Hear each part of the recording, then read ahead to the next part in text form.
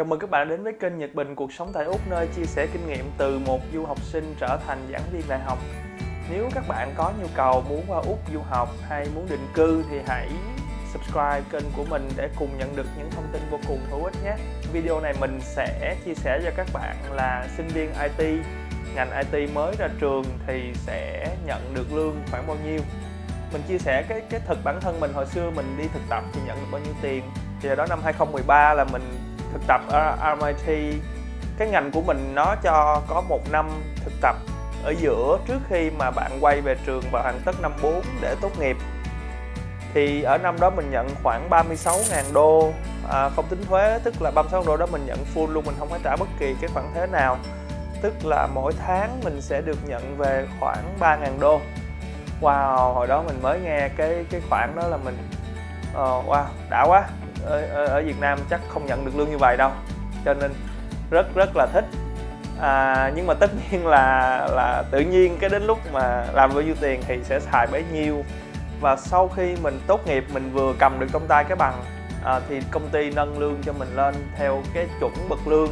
Thì cái đó là mình nhận được khoảng 60.000 đô một năm theo chuẩn bậc lương là Tier 5 của trường đại học. Mình sẽ có cái minh họa cho các bạn cái danh sách mà các cái bậc lương ở bên đây như thế nào. Đặc biệt là cái bậc lương này chỉ dành áp dụng cho các cái trường đại học ha. Thì mỗi trường nó sẽ có cái bậc lương nó hơi khác nhau một chút, nhưng mà cái tên gọi nó cũng giống như vậy ha. Thì tại trường đại học RMIT khi đó dùng cái tên là Hill High Education Worker. Thì khi đó là khoảng 60.000 đô bao gồm thuế nha, tức là trong đó có đã phần phải trả thuế, sau đó rồi mình mới nhận được, và cộng trên đó là 17%.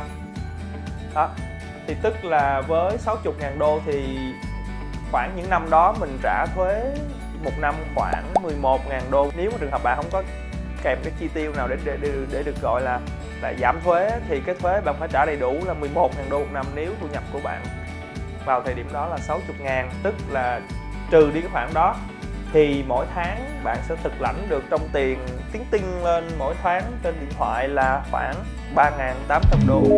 Mình có tìm hiểu ở các cái bạn bè cùng trang lứa, cũng như về sau này mình có so sánh với các em sinh viên mới ra trường mà mình còn giữ liên lạc được á, thì ở các công ty bên ngoài họ cũng trả khoảng tương đối như vậy, khoảng trên dưới khoảng như vậy thôi cho cái thực tập ngành IT.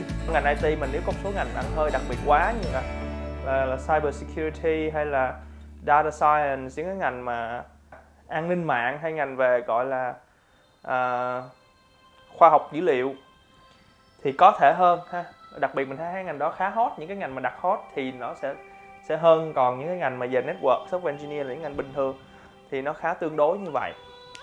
Hiện tại thì do cái mức lạm phát thì từ năm 2013 thì mình có so cái bảng lương gần đây nhất của trường RMIT thì có bậc 5 thì đang được trả khoảng là 70.000 đô một năm rồi. Ngày xưa là 60.000 thì trong vòng khoảng bao nhiêu năm thì nó lên cũng khá. Và tất nhiên luôn có kèm thêm 17% lương hưu. Một điểm đặc biệt mình lưu ý cho các bạn là ở ngoài thì thường là lương hưu trả khoảng 9.5%. Tại Úc này đặc biệt trong ngành giáo dục thì lương hưu trả cao hơn, trả một trong những cái khoản lương hưu trả cao nhất trong các cái ngành nghề thì làm trong ngành giáo dục khoảng 17%. Thì phải nói là trong ngành IT sẽ kiếm hơn các cái ngành khác khi mới ra trường, và cái tương lai thăng tiến của ngành IT cũng tốt hơn rất nhiều so với các ngành khác. Thì có 3 điều ở đây mà người sinh viên mới ra trường khi mà kiếm công việc đầu tiên hay bỏ qua.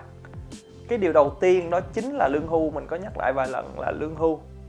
Lương hưu gọi là superannuation là cái mà tất cả các công ty khi mướn nhân viên ở bên Úc đều phải trả, và trả vô một cái quỹ lương hưu.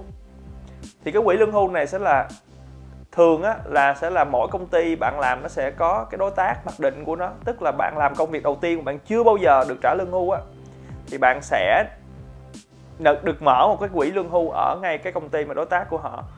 Tất nhiên nếu bạn đã từng làm việc ở đâu mà bạn có lương hưu và bạn muốn tiếp tục sử dụng cái quỹ lương hưu này thì bạn có thể nói công ty trả vô tiếp tục cái quỹ lương hưu này.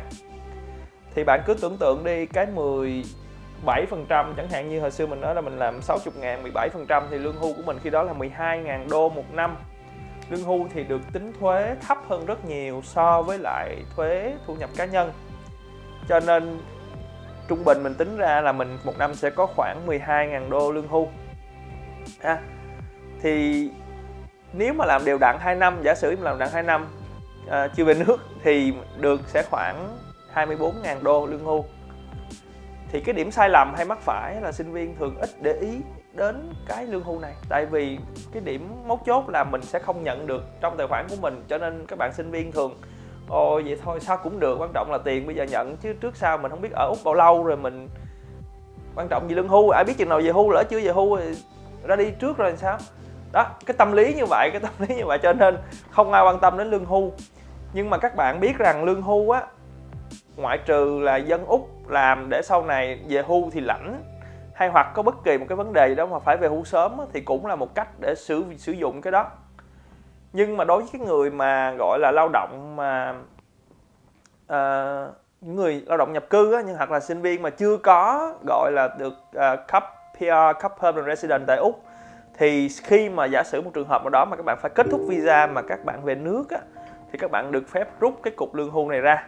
Tất nhiên khi rút ra nửa chừng như vậy thì phải trả một cái cục thuế tương đối là lớn, khoảng 40%. Nhưng các bạn cứ tưởng tượng đi là nếu các bạn làm 2 năm thì cho dù mình nói lương hưu khoảng 20.000 đi, nó rút ra cho bạn 40%, nó tính thuế cho bạn 40% thì cái lượng tiền bạn thu về cũng tương đối lớn ha, 40% mà các bạn còn lại 60%, tức là bạn có khoảng đâu đó cầm được một cục 12.000 đô về nước. Chưa kể là cái khoản bạn đã dành dụm khi đã làm việc thì bạn dành dụm mỗi tháng rồi.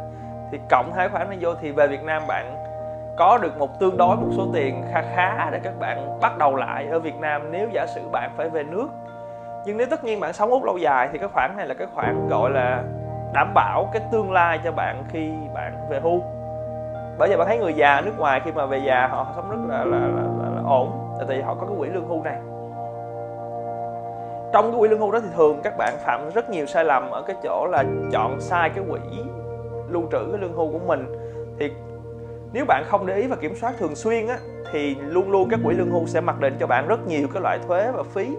Tức là cái phí quản trị nè, rồi thêm cái gọi là bảo hiểm về nhân mạng, bảo hiểm về đủ thứ hết, bảo hiểm về thất nghiệp, nó kèm rất là nhiều khoản phí.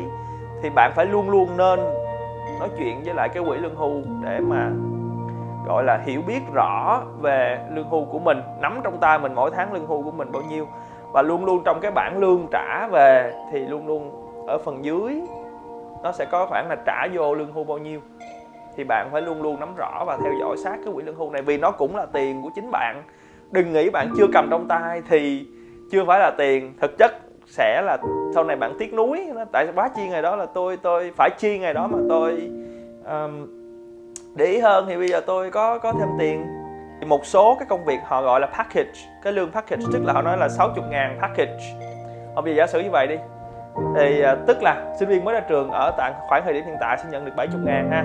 Thì nó là 70.000 làm việc ở trường RMIT cộng 17% lương hưu, tức là bạn có khoảng đâu đó 80 mấy ngàn hơn á, 80 mấy ngàn, 85 ngàn hay nhiêu á. Mình tính khoảng trại vậy đó, 70.000 mấy lần. Đó thì nhưng mà giả sử như có một nơi nào đó đến chào mời bạn nói là trả cho bạn 75.000 nhưng mà nó ghi chữ package. Tức là 75.000 này đã tính là trong có lương hưu rồi. Cho nên giữa hai trường hợp thì thực chất bạn nói là lương là 70.000 nhưng mà thực lãnh của bạn sẽ cao hơn, là nó nói là 75.000 package. Thì cho nên các bạn sinh viên đừng để ý đến cái tiền sau cùng, mà phải hiểu rõ cái cách tính thuế lương hưu này nọ, để cuối cùng mình coi mình nhận được thực lãnh có nhiều hơn hay không. Và thực chất lương hưu cũng là tiền rất có lợi cho bạn. Đừng nghĩ là không có cầm được trong tay là không có sử dụng, không có phải tiền của mình nha. Một cái điểm thứ hai á, là các bạn claim thuế, các bạn không để ý cái việc claim thuế cuối năm. Claim thuế là cái việc gọi là cái quy trình gọi là lấy lại cái thuế hoặc là phải trả thêm thuế vào cuối mỗi năm tài chính. Thì năm tài chính của Úc được tính từ tháng 7 cho đến tháng 6 năm sau. Tức là chẳng hạn như năm nay mình đang ở năm tài chính của năm 2021 và 2022. Tức là nó bắt đầu tính từ tháng 7 năm 2021 kéo đến tháng 6 năm 2022. Là trọn vẹn một năm tài chính, và cuối năm tài chính đó phải trả thuế. Tức là nếu bạn học ngành IT thì các bạn có những cái khoản thuế sau, những cái khoản chi tiêu sau mà các bạn phải dùng để giảm thuế. Giảm thuế tức là gì? Tức là lấy thu nhập cá nhân cuối cùng của mình trừ đi cái khoản sử dụng đâu đó. Ví dụ như mình nói là mình mua máy tính nè, mình mua những khóa học online về IT nè, mình mua cái USB cũng được đó, tiền điện thoại mỗi tháng, tiền internet mỗi tháng đều có thể sử dụng để làm giảm thuế hết. Và nếu như bạn chịu khó lưu lại những khoản đó mà đầy đủ á, thì khả năng cao là cuối năm bạn sẽ được sở thuế trả ngược về cho mình mấy trăm đô ha. Rất là tốt. Thì những cái khoản đó mà nhiều sinh viên không để ý và thậm chí là không trả thuế. Các bạn đừng ở Úc này thì các bạn đừng bao giờ nghĩ đến việc gọi là không làm thì không có nha. Đến một lúc nào đó thuế sẽ truy thu tới bạn và đến lúc đó bạn cũng phải trả thôi. Bạn muốn Úc lâu dài thì tất nhiên là nên theo cái đó, nên theo những quy tắc của nước Úc và phải trả thuế đàng hoàng. Điều thứ ba nho nhỏ khác là sinh viên hay ít để ý đến các cái gọi là phúc lợi mà công ty cho mình, như là ngày nghỉ. Bên đây thì thường là một năm được nghỉ phép 20 ngày cộng với 15 ngày phép bệnh ha. Thì những cái cơ chế đó hơi khác, nhưng mà đa phần mình thấy công ty đều theo cái chính sách đó hết. Tất nhiên là một số công ty sẽ có một cái ngày phép hơn thêm. Ví dụ như đi hiến máu nè cũng được nghỉ phép nè. Người thân có người gia đình, người thân có người mất cũng được nghỉ phép, thì những cái chính sách đó là thêm. Nhưng mà cơ bản các bạn phải hiểu là mình có 20 ngày phép và 15 ngày phép bệnh. Thì đó là những cái mà thật sự mà nói bạn có thể quy ra bằng tiền được nha.